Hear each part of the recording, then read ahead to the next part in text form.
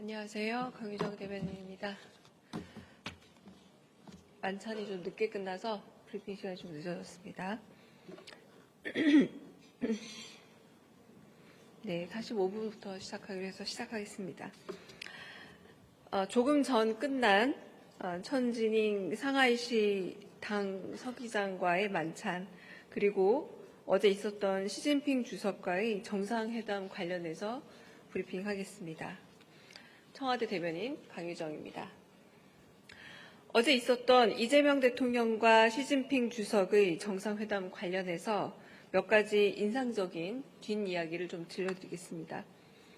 국빈 만찬에서 시진핑 국가주석은 인민대회당 전용이라고 쓰여진 마오타이주를 이 대통령에게 권하면서 경주 에이펙에서 소개한 8대 명주 가운데 마오타이가 으뜸이라고 말했습니다. 건강을 생각해 술을 줄였다는 시 주석의 말에 이 대통령은 한국에는 총량불변의 법칙이 있다 라면서 술도 행복도 슬픔도 다 총량이 있다라고 언급했고, 시 주석은 중국에도 비슷한 이야기가 있다고 대답했습니다. 시 주석은 만찬 메뉴도 세심하게 설명했습니다. 특히 베이징 자장면을 가리켜 한국의 것과 어떻게 다른지 맛보라고 제안했습니다. 이 대통령이 짜장면은 원래 중국에서 한국으로 넘어온 사람들이 우리 입맛에 맞게 변형한 것으로 알고 있는데 중국에도 짜장면이 있느냐며 반가워하자 시 주석은 주로 북쪽에서 많이 먹는다 대답했습니다. 베이징 짜장면을 맛본 이 대통령은 한국 짜장면보다 더 건강한 맛이라고 전했습니다. 닭고기 육수 조개탕에 대해 시 주석은 과거 미국의 닉슨 대통령이 중국에 방문했을 때 조개탕을 맛있게 먹은 일화를 소개하기도 했습니다.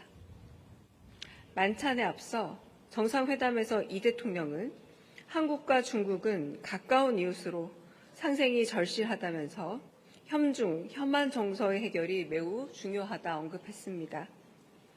양국 국민들의 정서 회복을 위해 바둑대회나 축구대회를 열고 특히 판다 한 쌍을 제2호 국가거점동물원인 광주 우치동물원에 대여해 줄 것을 제안했습니다. 시 주석은 바둑이나 축구 교류에 문제가 없다라면서 석자 얼음이 한 번에 녹지 않고 과일은 익으면 저절로 떨어진다라는 말로 양국 관계 개선을 위한 노력을 강조했습니다. 아울러 이 대통령은 한중 정상회담을 하니 한국 주가가 최고치를 기록했다면서 한중 관계 개선에 대한 희망과 기대가 반영된 것이라고 언급하기도 했습니다. 한편 국빈 만찬에서 이 대통령은 왕이 외교부장과 건배를 하며 동북아 평화와 안정에 신경 써달라 당부했습니다. 왕이 외교부장은 한반도의 장기적인 평화와 안정은 한중 간의 일치한 목표라고 덧붙였습니다. 만찬에 앞서 중국 측은 공식 환영식의 주요 장면을 담은 사진첩을 보여주었습니다. 인민대회당의 도열에 환영, 러리오 환영, 즉 환영, 열렬히 환영이라고 환호하던 아이들의 사진을 본 이 대통령이 프랑스 마크롱 대통령 때도 비슷한 장면을 봤는데 같은 아이들인지 물었고, 시 주석은 아이들에게 외교 경험을 쌓아주기 위해 돌아가며 선발하고 있다 대답했습니다. 이번 정상회담의 백미로 꼽히는 샤오미 셀카는 이재명 대통령이 직접 아이디어를 낸 것입니다. 이 대통령은 방중에 앞서 지난 경주 에이펙 당시 시 주석에게 선물 받은 샤오미 휴대전화를 개통해달라 참모들에게 지시했습니다. 세계 정상들과 공감하며 위트와 재치로 마음을 여는 이재명 대통령 특유의 감성 외교, 스마일 외교가 새로운 한중 외교를 환하게 열어가길 기대합니다. 이상입니다. 오늘 천지닝 상하이 당서기와의 만찬 브리핑하겠습니다.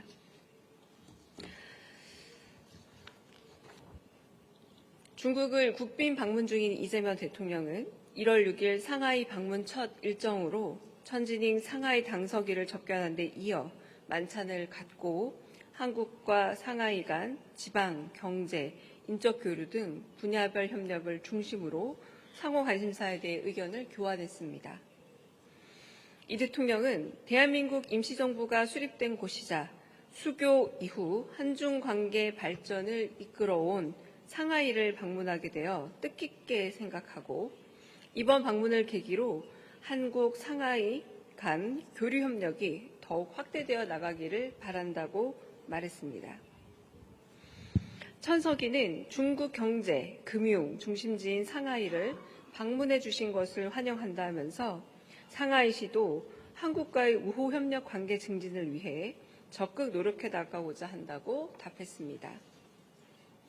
이 대통령은 시진핑 주석과 정상회담을 통해 한중 관계 전면 복원의 흐름을 공고히 하고 양국 관계가 민생에 기여하는 방향으로 나아가야 한다는 데 의견을 함께 했다고 소개하면서 회담 성과를 구체화해 나가는 데 있어 한국과 인적, 경제적 교류가 가장 활발히 이루어지고 있는 성시 중 한 곳인 상하이가 적극적 역할을 해줄 것을 당부했습니다. 천석이는 이 대통령이 시진핑 주석과 베이징에서 중요한 회담을 갖고 양국 관계 발전에 새로운 동력을 불어넣었다면서 양국 정상이 제시한 청사진에 따라 상하이시도 양국 관계 발전에 적극 기여해 나갈 것임을 말했습니다. 경제 분야와 관련해 이 대통령은 중국의 15차 5개년 계획이 이행되는 과정에서 양국 기업 간 교역 및 비즈니스 확대 등 새로운 협력의 기회를 모색해 나가기를 바란다 말했습니다.